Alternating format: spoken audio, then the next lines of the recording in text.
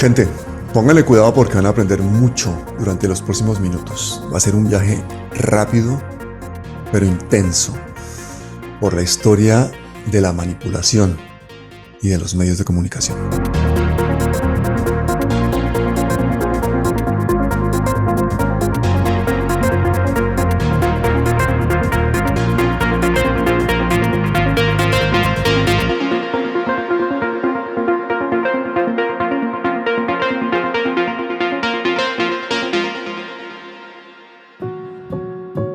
Cuando el Homo sapiens abandonó los árboles primero y las sabanas después, para internarse en una nueva complejidad creada por él mismo, las ciudades, tuvo que desarrollar nuevas reglas para convivir y para organizarse.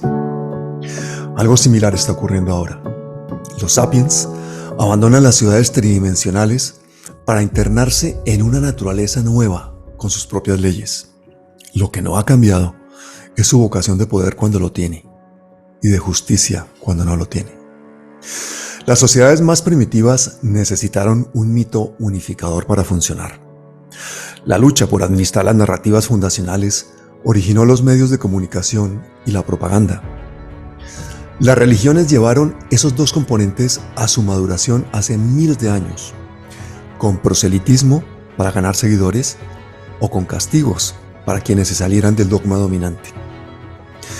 Durante miles de años, las historias fueron las principales formas de transmitir ese conocimiento, por lo general a través de la emoción y de la estética, y lo continúan siendo. El mito unificador tuvo la función de organizar la sociedad y de mantener el poder. Luego, el instrumento para mantener la atención del individuo necesitó un elemento clave, tanto en la literatura como en la producción de noticias: la novedad. El anuncio de un acontecimiento de vital importancia. Y es que un cuento, una novela o una película deben atrapar la atención y la curiosidad del lector, con el objetivo de profundizar en alguna pasión humana. Así se multiplica su atractivo y su consumo. El objetivo de la propaganda y de la publicidad, sea de forma consciente o inadvertida, es crear una ilusión. Las historias contadas por nuestros ancestros, ficción y no ficción, dominaban muy bien ese arte. Las narrativas religiosas continúan arraigándose, ya que la distinción entre ficción y realidad nunca dependió de los hechos materiales, sino de la fe. Durante el iluminismo europeo, esa función deliberada de los mitos o de las creencias religiosas se trasladó a los medios de prensa y a las ideologías de razón, libertad e igualdad. De cualquier forma, tanto en su periodo prehistórico como religioso, los medios de comunicación respondieron al poder político del momento, se trate de una monarquía absoluta o de una república democrática. Los poderes concentrados siempre han podido comprar fácilmente los medios dominantes, pero no han podido comprar tan fácilmente las democracias. Las élites poseen y usan los medios para manipular las democracias y adaptarlas a sus intereses. Para ellos, la verdadera democracia siempre ha sido un obstáculo. Veamos el caso de Estados Unidos. La toma de los territorios indígenas por parte de las 13 colonias, la compra de Luisiana sin consultar a su población, es decir, a la población indígena, la toma de la mitad del territorio mexicano y más tarde la expansión ultramarina, nunca se pudo llevar a cabo sin este mecanismo de convicción o de fanatismo unificador, como lo fue, por ejemplo, el mito del destino manifiesto en Estados Unidos, inventado por el periodista John O'Sullivan. Luego vendrían otros mitos, como el del genocidio blanco a finales del siglo XIX, desarrollado en Inglaterra y en Australia, y difundido por Europa y Estados Unidos. Este mito del genocidio blanco sirvió para justificar el genocidio de los pueblos negros alrededor del mundo e inspiró a Adolfo Hitler contra los judíos. Para difundir ideas y dominar, siempre fue necesario el secuestro de las innovaciones tecnológicas y de los medios de comunicación por parte de las élites en el poder. Un ejemplo clásico es el uso que este poder ha dado a los libros sagrados de las grandes religiones. El aparato de manipulación narrativa más efectiva fueron libros como la Biblia, o ideas como Nosotros, el pueblo elegido, que justificaron diversas acciones políticas sobre otros pueblos, por no seguir con el Corán y la realización del imperio musulmán durante la Edad Media Europea. Más tarde, la misma Biblia y sobre todo el monopolio de su interpretación por parte del Imperio Romano primero y luego por parte de naciones europeas que justificaron las cruzadas contra los musulmanes y diversas matanzas en Europa de cristianos contra cristianos y en otros continentes contra paganos idólatras. La Biblia fue el apoyo moral a la espada y al cañón de la raza superior. Otro caso de tecnología secuestrada fue la imprenta de Gutenberg. Gracias a ella se comenzó a democratizar la cultura, pero también sirvió para ayudar a legitimar la barbarie militarista de los colonos europeos. De hecho, los libros de bolsillo surgen como manuales prácticos de guerra para los campos de batalla. La misma función cumplieron los periódicos en el siglo XIX, la radio y la televisión en el siglo XX e Internet a principios del siglo XXI. En 1833, el diario The Sun de Nueva York comenzó a venderse por 1 centavo.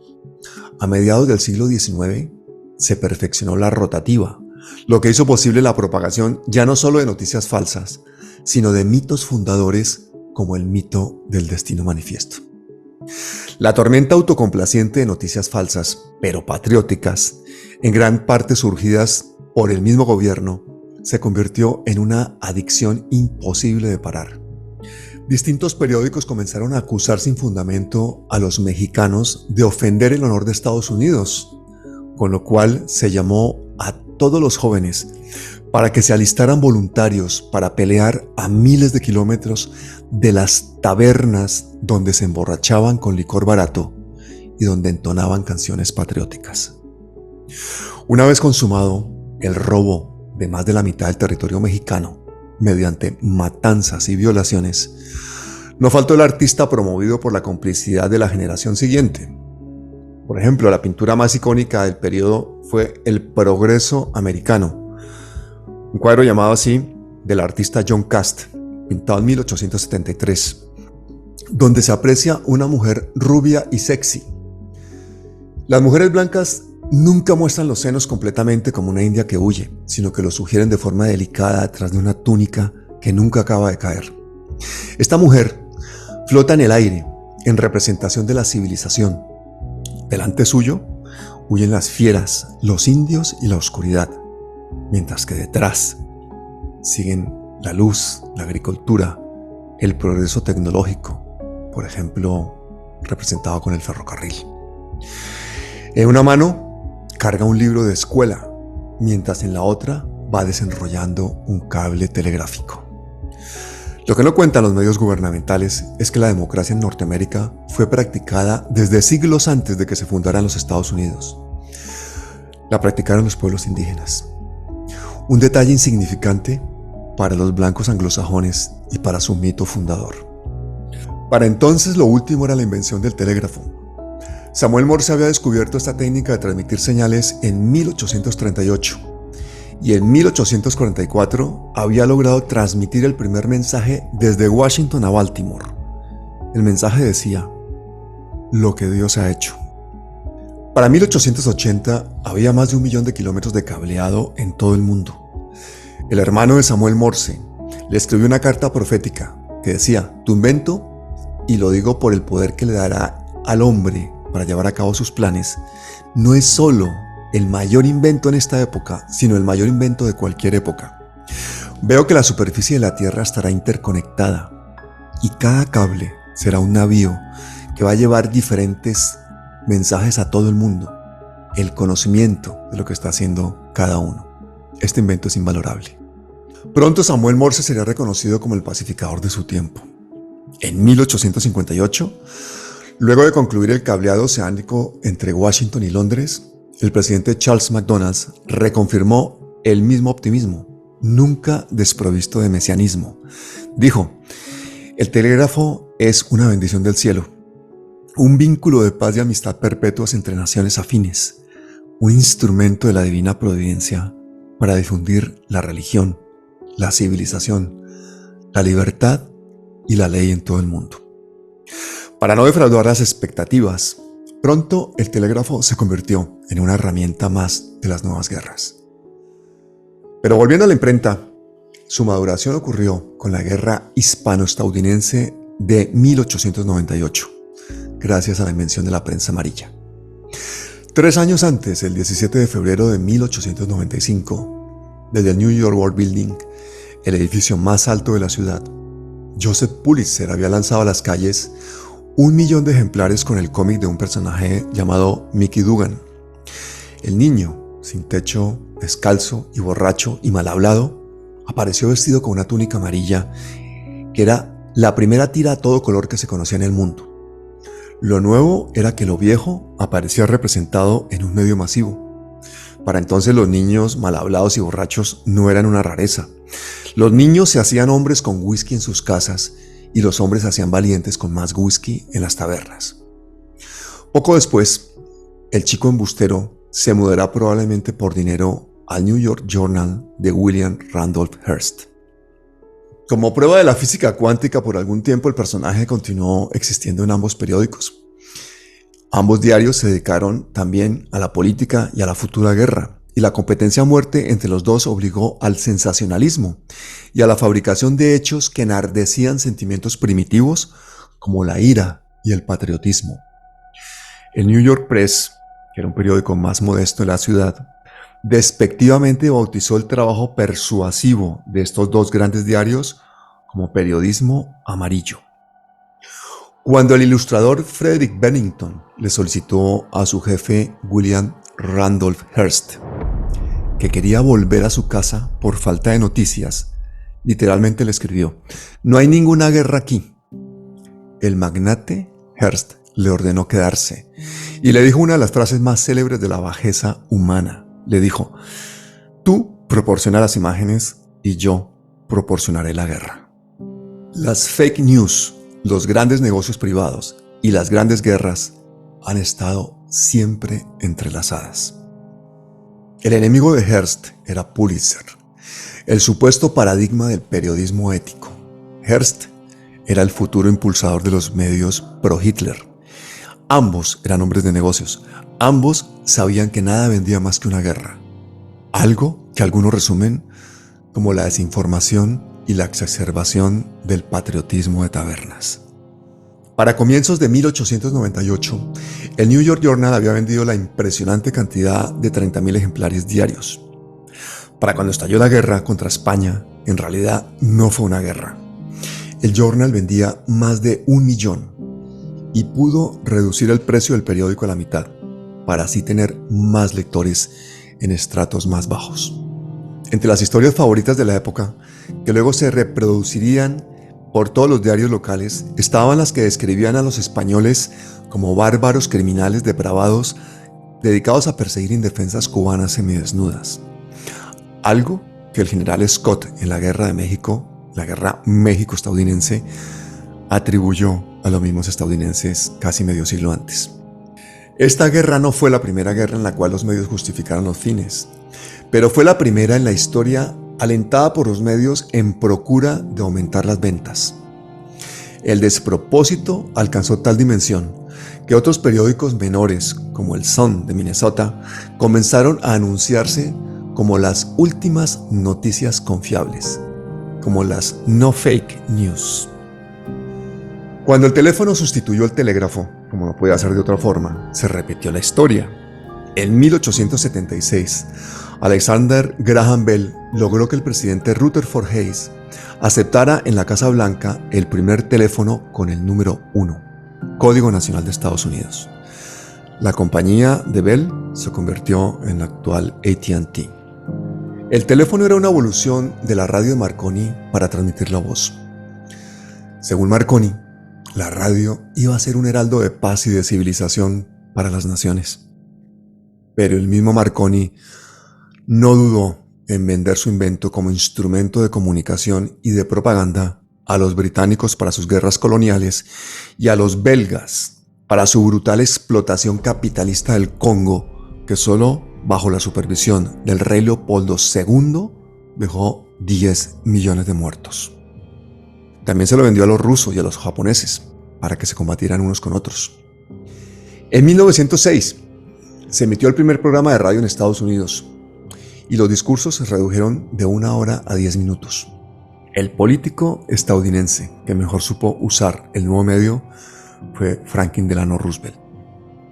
En Alemania, los nazis no solo se inspiraron en la tradición racista de los esclavistas y de los teóricos como Madison Grant, sino que su ministro de propaganda, Goebbels, aprendió de los libros de Edward Bernays. Hitler, que no tenía dudas y no se andaba con rodeos, decía: cuando se desencadena una guerra, lo que importa no es tener la razón, sino conseguir la victoria. Bernays sistematizó la propaganda como su tío Sigmund Freud había sistematizado el psicoanálisis.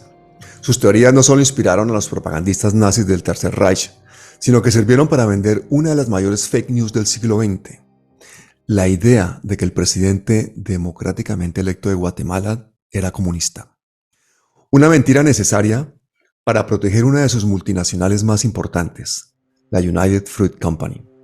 Y logró no solo reemplazar a Rense en 1954 con un golpe militar, sino que produjo una serie de dictaduras que en los 40 años siguientes dejaron más de 200,000 muertos en ese pequeño país. Todo, como siempre, en nombre de la democracia y de la libertad.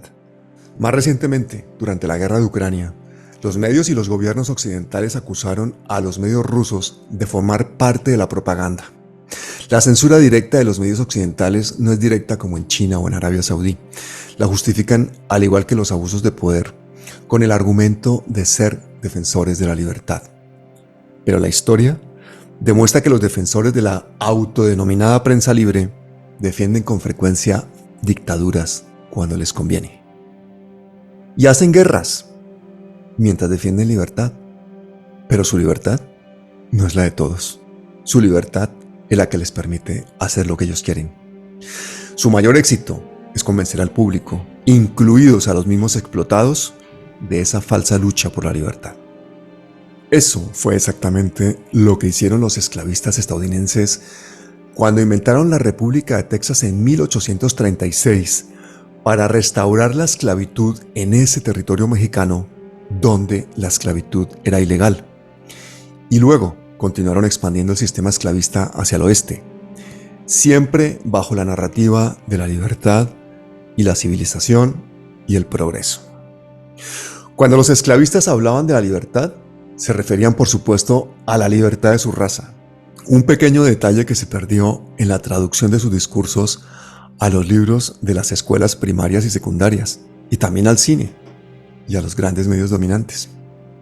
Después de la guerra civil en Estados Unidos, los grandes empresarios y las grandes corporaciones, que ya habían literalmente secuestrado la democracia, fueron un paso más allá y comenzaron a referirse a la libertad de empresa. Se dedicaron a instaurar dictaduras por toda América Latina desde fines del siglo XIX. La mega mentira con que lo justificaban era que se trataba de proteger la libertad de empresa y de capitales. Históricamente habían usado el mismo engaño muchas veces. Habían protegido la libertad de los indios salvajes, luego la de los negros que no sabían gobernarse, finalmente la de los pobres. Sin mencionar el comunismo que ellos mismos habían creado 2 veces.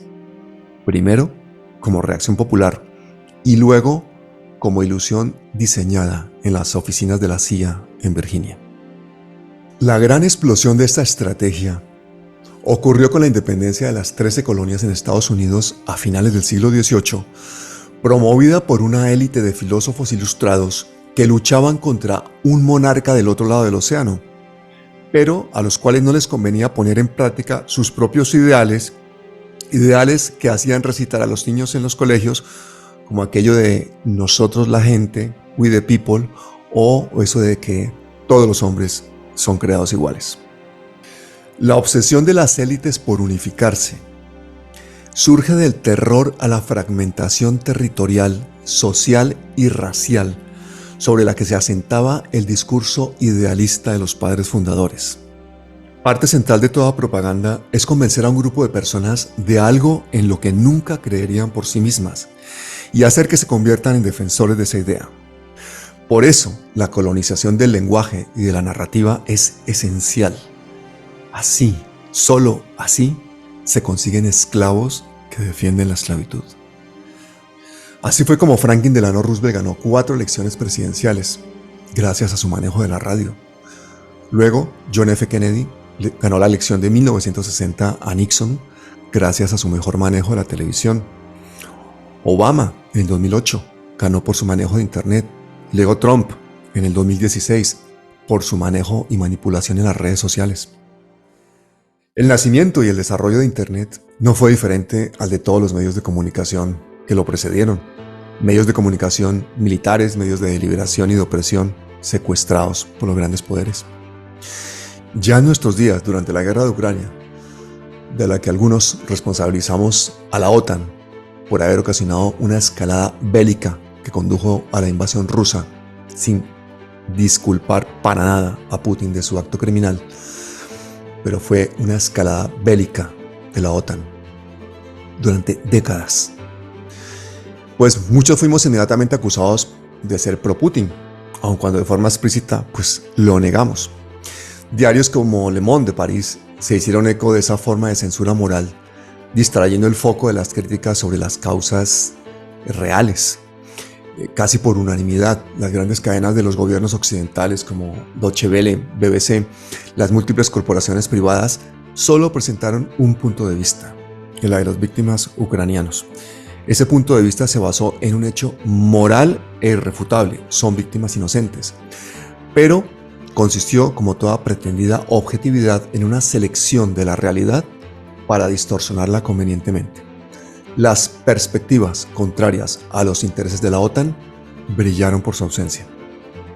Cuando los congresos de determinados países han cuestionado a plataformas como Twitter o Facebook por permitir discursos de odio o por no controlar la masiva producción de fake news, sus dueños simplemente han dicho que ellos no son árbitros de la verdad. La máscara anglosajona cubre la realidad. Recordemos que las plataformas como Twitter acompañaron cada enlace de Russian TV con la advertencia que ese tweet estaba relacionado con un sitio dependiente del gobierno de Rusia. Por supuesto, en todos los demás casos no se etiquetan ni se mencionan las afiliaciones de los medios occidentales con los gobiernos.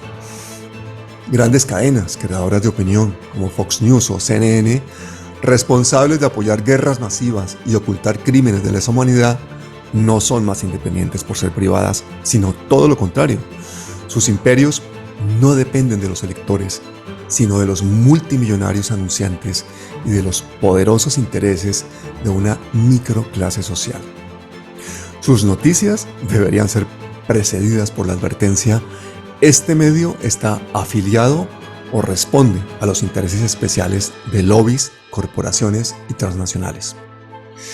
En gran medida, los canales que no ocultan su afiliación a un gobierno, a un sindicato o a una ideología son más honestos que aquellos que pasan de independientes y de campeones de la objetividad informativa. Y es que la objetividad mediática no existe. La neutralidad es pura cobardía o cinismo. Lo que sí existe y debería apreciarse es la honestidad. Reconocer de una vez por todas qué visión del mundo apoyamos y decir si esa visión depende de nuestros intereses personales o de algo más amplio llamado humanidad. Este es un texto de Jorge Matfut, el autor de La frontera salvaje, el que tendremos nuevamente en Palabras Mayores en los próximos días. No se lo pierdan.